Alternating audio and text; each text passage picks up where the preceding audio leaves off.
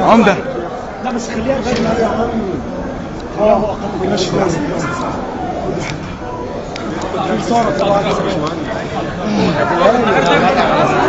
كشف للعالم كله بس قدام الناس دي واخد بالك امبارح هيقع عندنا وعي ولا ربنا معانا لو سمحت يا جماعه لو سمحت الدكتور عايز يشم نفسه اقعد ورا شويه وسع الدايره شويه وسع الدايره وسع الدايره اقعد يا مرة ايوه اقعدوا عشان نفس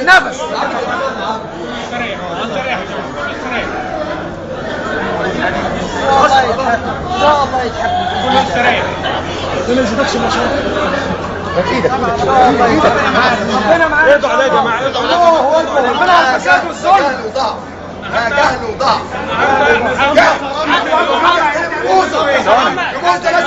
ثواني يا استاذ ثواني. هذا اليوم دكتور البرادعي يوم تاريخي، يوم بحياته. ايوه كشف النظام على حقيقته عشان يقدر ابنائه مهما كانت درجتهم العلميه ومهما كانت مكانتهم.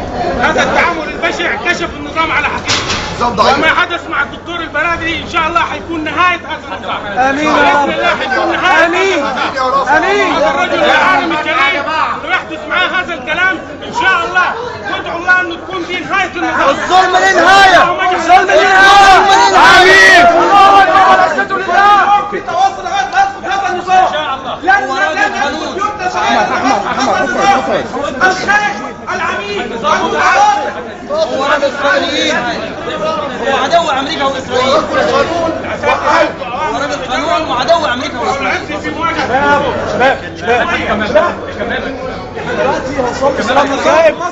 دلوقتي هنصلي صلاة الغائب. دلوقتي هنصلي صلاة الغائب على أرواح الشهداء. ايه الكمامه اللي كانت هنا يا جماعه؟